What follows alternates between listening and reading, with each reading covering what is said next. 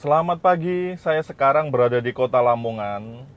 Di Kota Lamongan ini ada satu masjid yang unik sekali, yaitu Masjid Namira. Kenapa unik? Banyak masjid di Indonesia ini yang unik kayak Masjid Istiqlal terbesar di Asia Tenggara, Masjid Kubah Emas, ada Masjid Jami di Aceh. Itu masjid yang unik karena diterjang tsunami segede itu tetap kokoh berdiri. Di Lamongan ini juga ada masjid yang sangat unik sekali, namanya Masjid Namira. Kenapa unik? Karena di saat pandemi seperti ini banyak jamaah haji, jamaah umroh yang tidak boleh ke Makkah atau Madinah untuk mengobati kerinduan kita ke tanah suci, ke tanah haram, ke rumah Rasulullah, ke rumah Allah di Makkah. Maka tidak ada salahnya di Jawa Timur ini bisa ke Masjid Namira Lamongan. Kenapa unik? Kita lihat ke sana nanti. Karena apa? Di Masjid Namira ini bau-baunya ini minyak-minyaknya, wangi-wangian di sana itu hampir seperti di Makkah dan Madinah. Terus karpetnya empuk sekali seperti di Raudhah. Dan di sana juga ada kiswah. Kiswah itu adalah kain penutupnya Ka'bah di Makkah. Itu setiap tahun diganti baru. Yang lama itu dipotong-potong sama pemerintah Arab Saudi, kerajaan Arab Saudi, disumbangkan ke negara-negara Islam di seluruh dunia. Di sana imam masjidnya juga suara azan itu mirip-mirip di Timur Tengah. Jadi kalau kita di sana itu seperti hawa-hawanya itu di Timur Tengah. Masjid itu didirikan tahun 2013 kalau nggak salah oleh pengusaha Mas Crazy Rich-nya Lamongan. Oke, kita ke sana aja lihat Masjid Namira. Sekarang kita di jalan utama Surabaya Lamongan, Surabaya Bojonegoro, Surabaya Tuban. Ini satu-satunya jalan protokol ya, satu-satunya jalan besar. Jalan kecil-kecil banyak, cuman saya sarankan lewat sini aja, lewat jalur utama. Dari arah Surabaya langsung aja ke arah barat.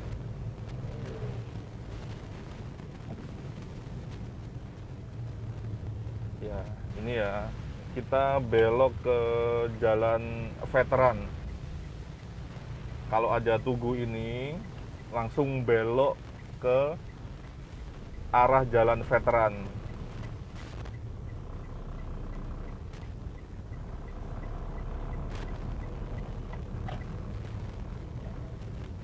Nanti siap-siap ambil kanan ya ke Jalan Sumargo. Jadi dari Surabaya belok kiri ke Veteran, Veteran lurus mentok, belok kanan ke Jalan Sumargo. Ya, langsung belok kanan ke Jalan Sumargo. Ini Jalan Sumargo juga masih lurus. Dari Jalan Sumargo ada lampu merah, kita langsung belok ke Jalan Sunan Derajat. Ada pengamen. Pengamen di Lamongan sekarang nggak di Lamongan aja ya, di banyak kota itu kayak pengamen yang dulu adanya di Jogja doang. Sekarang udah nyebar di Jawa Timur. Ini Jalan Sunan Derajat. Kita lurus saja. Tadi Jalan Sunan Derajat lurus, ketemu Jalan Mantub, masih lurus saja.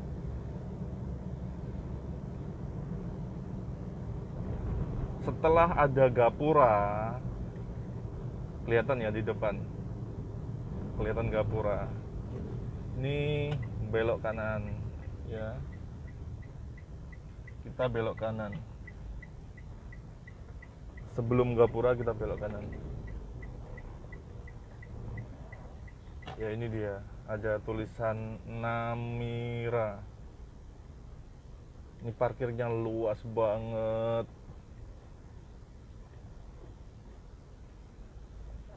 Nah ini ada peringatan ya, Anda memasuki kawasan wajib berbusana muslim dan muslimah.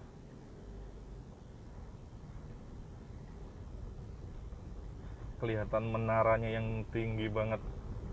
Ini baru pertama aku di Masjid Namira.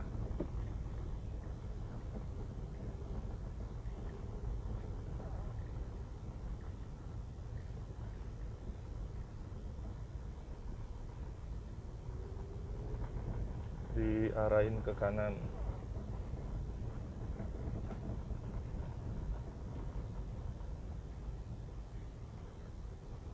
Ini dia Masjid Namira.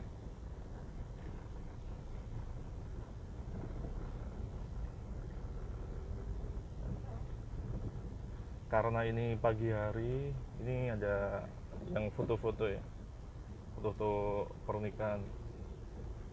Aduh, kapan bisa nyusul?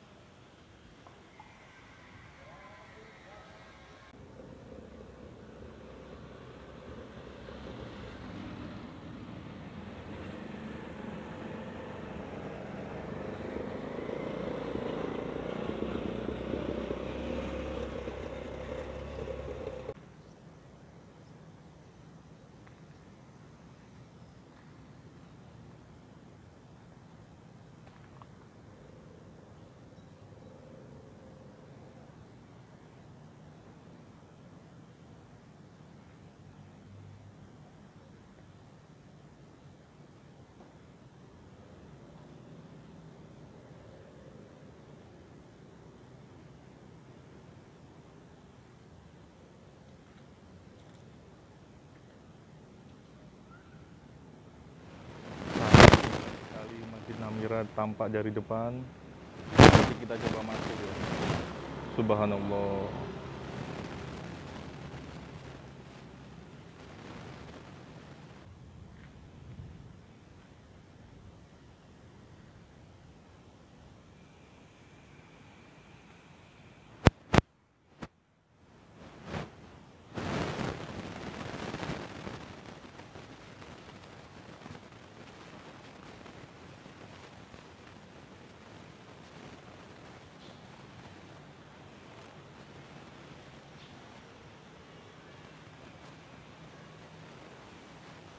Sangat bersih sekali masjid ini. Subhanallah. Seperti di Islam diajarkan an-nadzafatu minal iman, bahwa kebersihan itu adalah sebagian dari iman.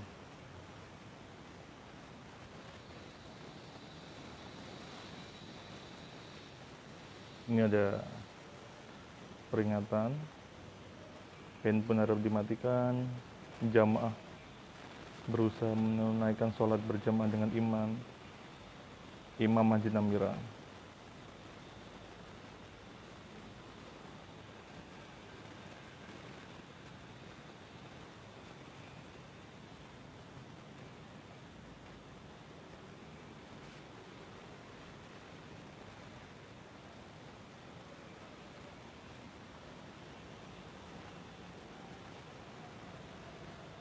Keadaan terkunci ya. Ini proses sterilisasi, sayang banget kita nggak bisa masuk.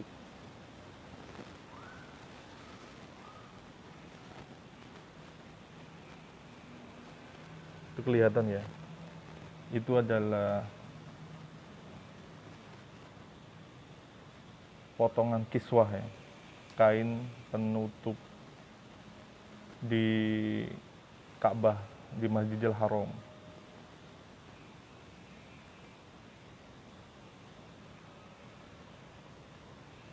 Itu ada kiswahnya.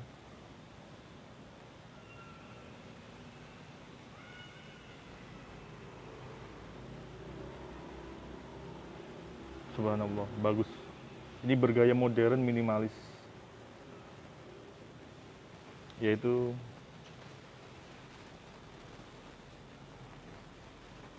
ini juga kiswah ya kayaknya. Ini juga kiswah, cuman karena pantulan cahaya cermin ini nggak kelihatan.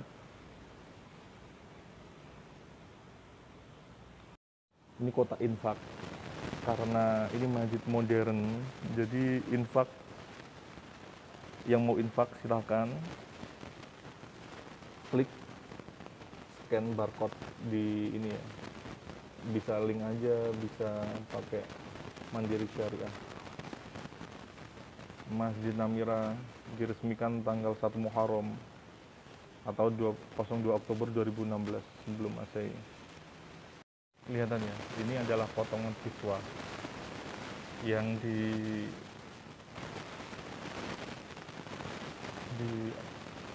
di dalam kaca seperti figura.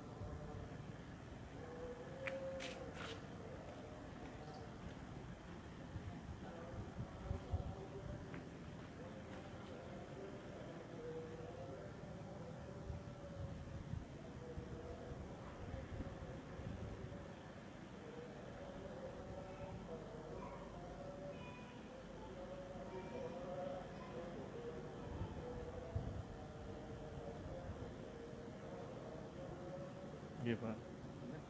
Oh iya. Iya. Oh betul sakit. Nggih kula matiin mawon. Video betul sakit nggih. Oh nggih kula matiin nih Pak. أشهد أن لا إله إلا الله أشهد أن محمدا رسول الله حي على الصلاة حي على الفلاح قد قامت الصلاة قد قامت الصلاة الله أكبر الله أكبر لا إله إلا الله.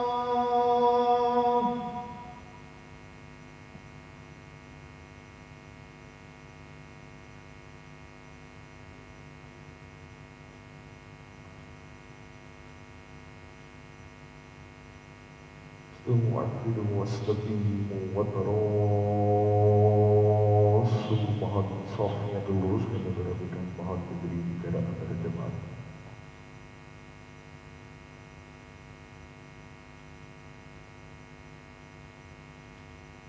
Allahu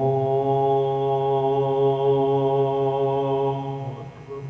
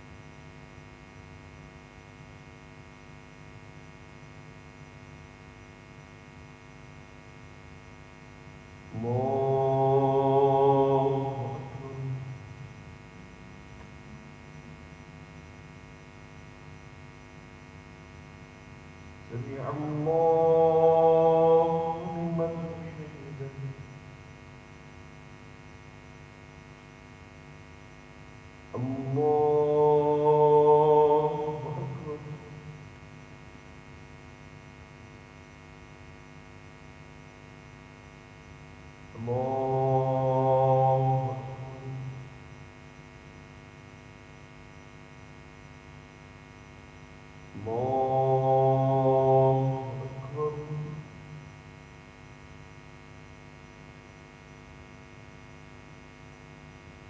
الله أكبر.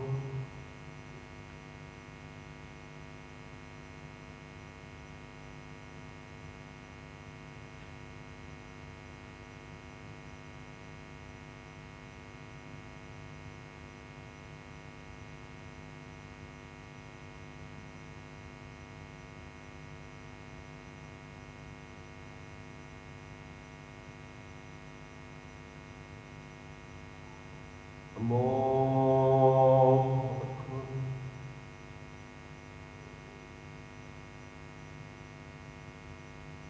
سمع الله لمن حمده.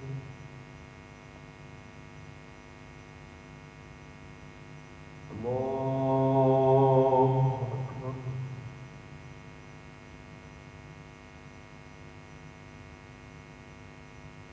الله أكبر.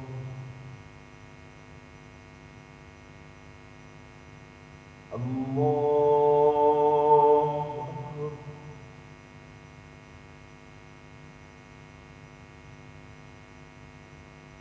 الله أكبر.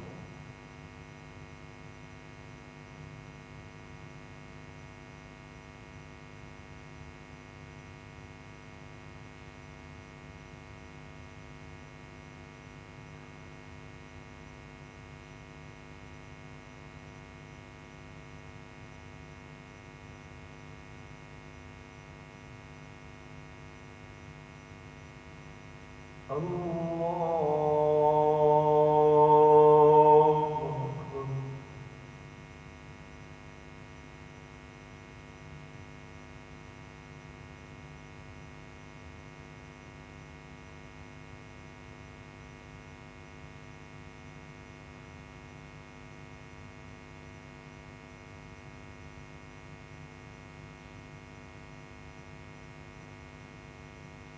الله أكبر.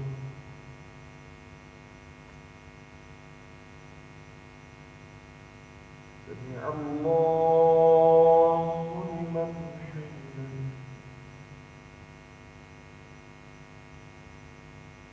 الله أكبر.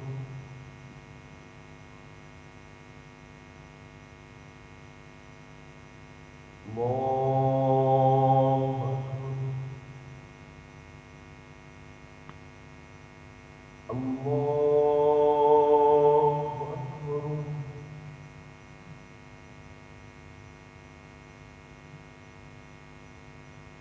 الله أكبر.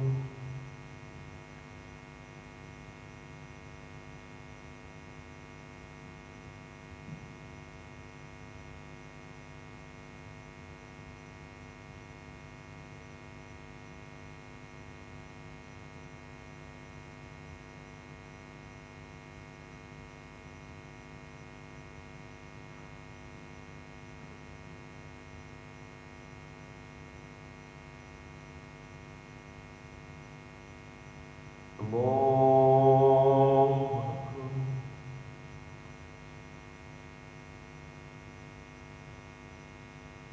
سمع الله لمن حمده.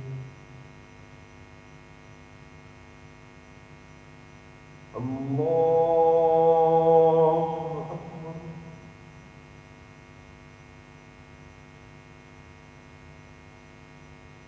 الله أكبر. الله أكبر.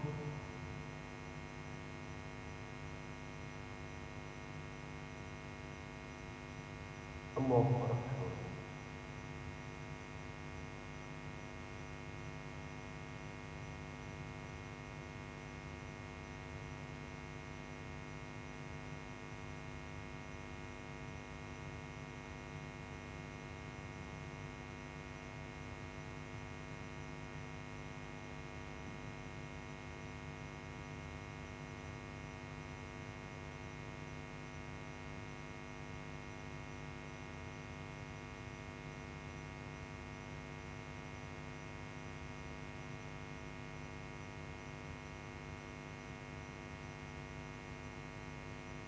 السلام عليكم ورحمة الله.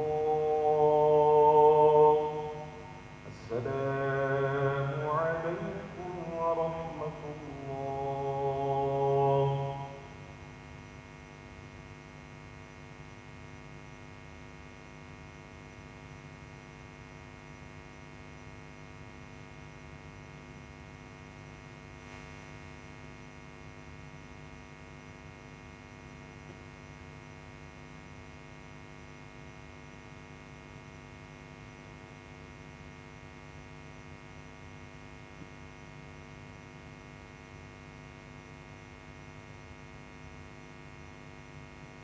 السلام عليكم ورحمة الله وبركاته. بسم الله الرحمن الرحيم. الحمد لله رب العالمين، وصلى الله على نبينا محمد وعلى آله وصحبه أجمعين. أما بعد،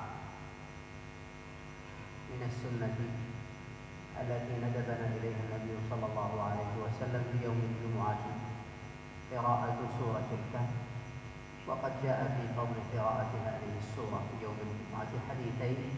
الحديث الأول أخرجه البيهقي من حديث أبي سعيد الخدري رضي الله عنه أن النبي صلى الله عليه وسلم قال: من قرأ سورة الكهف يوم الجمعة أضاء الله عز وجل له من النور ما بين الجمعتين.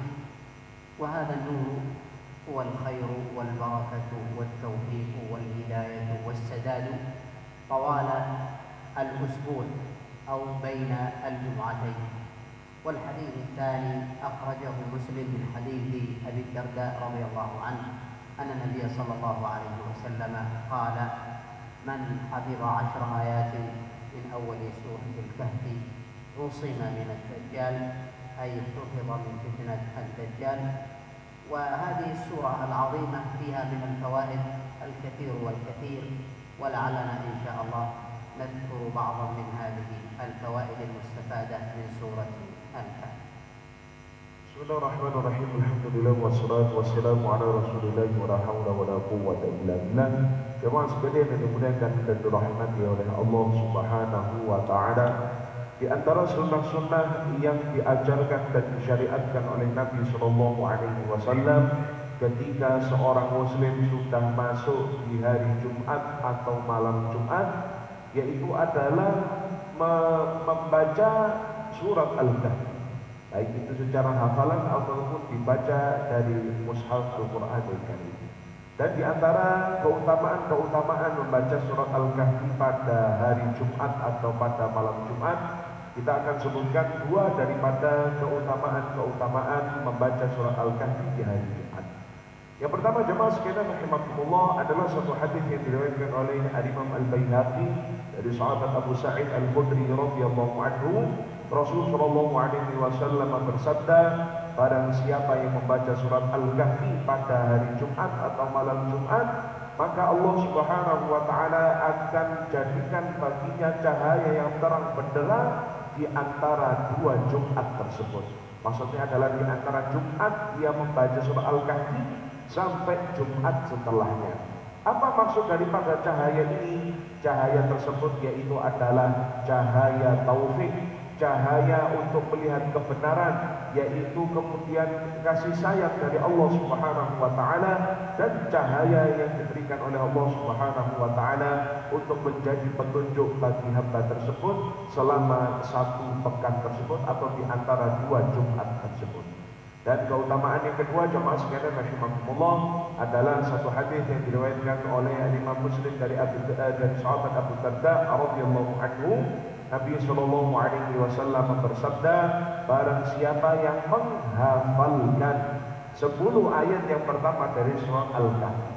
Wow, bisa kita mulai jamaah sekalian rahimakumullah, dihafalkan 10 ayat yang pertama dari surat Al-Kahfi. Kata Rasul sallallahu alaihi wasallam, usima minad dajjal, dia akan dijaga oleh Allah Subhanahu wa taala dari fitnahnya Al-Masih Ad-Dajjal di akhir zaman. Dan juga jamaah sekalian rahimakumullah, tentunya Al-Kahfi adalah surat yang di dalamnya mengandung banyak pelajaran, yang di dalamnya mengandung banyak hikmah. Insya Allah kita akan sebutkan beberapa pelajaran dari surat Al-Kahfi tersebut. الفائدة الأولى من فوائد سورة الكهف أن الإنسان إذا عزم على فعل أمر ما، أي أمر كان من أمور الدنيا أو الآخرة، عليه حين عزمه ذلك أن يعلق فعل ذلك الأمر بمشيئة الله تبارك وتعالى، فيقول إن شاء الله أعمل كذا، إن شاء الله أسافر، إن شاء الله كذا. ولذلك علمنا الله جل وعلا هذا في سورة الكهف، فقال سبحانه: ولا تقولن لشيء أي شيء كان إني فاعل ذلك غدا إلا أن يشاء الله. Pelajaran yang pertama jemaah sekalian rahimakumullah, bahwasanya kekuatan hanyalah milik Allah Subhanahu wa taala, dan hendaknya seorang hamba menyandarkan segala sesuatu kepada Allah Subhanahu wa taala, bukan kepada kemampuan dirinya sendiri. Karena seorang adalah yang lemah, kita adalah makhluk yang lemah, banyak lupanya, banyak salahnya, maka harus kita sandarkan segala sesuatu kepada Allah Subhanahu wa taala. Maka di dalam surat Al-Kahfi Allah Subhanahu wa taala berfirman, seandainya kita akan mengerjakan satu apapun besok, misalkan kita merencanakan apa atau mengerjakan sesuatu apa di esok hari, jangan katakan ini pasti akan saya kerjakan, tapi katakanlah insya Allah akan saya kerjakan. Bagaimana firman Allah Subhanahu wa taala, "Wala taqulanna li syai'in inni fa'ilun dzalika ghadan." Jangan sekali-kali kalian mengatakan bahwasanya pasti kalian akan mengerjakan hal tersebut besok. Wala inni fa'ilun dzalika ghadan illa ayyasha Allah, kecuali katakanlah insyaallah, semua atas kehendak dan kuasa daripada Allah Subhanahu wa taala. الفائدة الثانية والأخيرة أن صلاح الوالد والأب له علاقة بحفظ الأولاد وصلاحهم وحفظهم من الله تبارك وتعالى، فكلما كان الوالد أو الوالدان في صلاح وخير واستقامة كان ذلك له الأثر على الأولاد. ولذلك الله جل وعلا أخبرنا أن اليتيمين كان لهما أب صالح، وقد توفي هذا الرجل الصالح، فبعث الله عز وجل وأرسل موسى والخضر إلى تلك القرية البعيدة، ورأوا ذلك الجدار المنهد فأقاموه وبنوه. لماذا؟ لأن تحته كنز لغلامين يتيمين ما زالا صغيرين، فإذا تهدم ربما يؤخذ هذا الكنز، ولكن الله عز وجل أرسل موسى ليبني ماذا؟ الجدار، حتى يحفظ ذلك الكنز وذلك المال لليتيمين حتى يكبرا. ولذلك الله عز وجل قال: وأما الجدار فكان لغلامين يتيمين في المدينة وكان تحته كنز لهما وكان أبوهما صالحا فأراد ربك أن يبلغ أشدهما ويستخرج كنزهما. ولذلك صلاح الوالدين له أثر على حفظ الأولاد.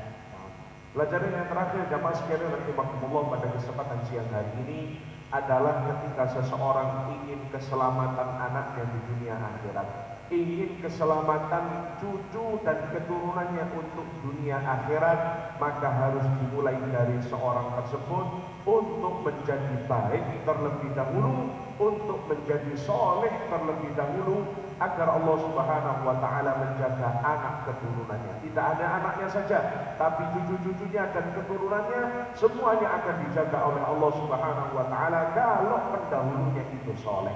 Sebagaimana cerita di dalam surah Al-Kahfi, ada dua orang anak yatim yang tinggal di suatu kota, yang mereka punya harta simpanan itu banyak dari pendahulunya atau dari orang tuanya. Dan harta tersebut ditaruh di bawah atau disimpan di bawah sebuah tembok yang akan hancur. Yang seandainya tembok tersebut hancur, maka orang-orang dikhawatirkan akan mengambil harta daripada dua anak yatim tersebut.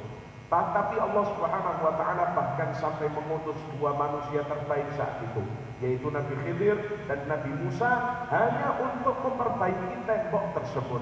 Dan Allah Subhanahu wa taala mengatakan, wa kana abuhuma sholihah. Mengapa kok terjadi seperti itu? Karena kedua bapak ibunya itu adalah orang yang soleh. Maka sampai-sampai Allah mengutus dua orang nabi untuk memperbaiki tembok untuk kedua anak yatim tersebut, menjaga hartanya, menjaga keselamatan daripada dua anak yatim tersebut. Dan tambahan dari kami, di dalam lafaz wa kana abuhuma sholihah disebutkan oleh beberapa ulama ahli tafsir bahwasanya itu bukan bapaknya langsung, bukan kedua orang tuanya langsung, tapi kedua orang tua yang terpisah 700 tahun lamanya. Jadi kakek-kakeknya dulu itu soleh, maka Allah Subhanahu wa taala jaga anak cucu dan keturunannya sampai jarak 700 sampai 800 tahun. Ini jamaah sekalian rahimakumullah, kalau kita ingin keselamatan anak cucu kita harus menjadi soleh terlebih dahulu, dengan harapan mudah-mudahan Allah menjaga keselamatan dunia dan akhirat anak cucu keturunan kita semua.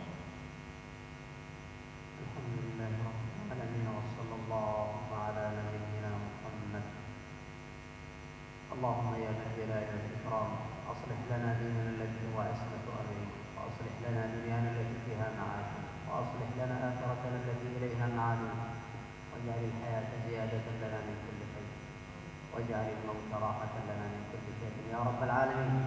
اللهم اجعلنا صالحين مصلحين يا رب العالمين، وارزقنا ذرية صالحة طيبة يا رب العالمين. ربنا آتنا في الدنيا حسنة في الآخرة حسنة وقنا عذاب النار، وصلى الله على نبينا محمد.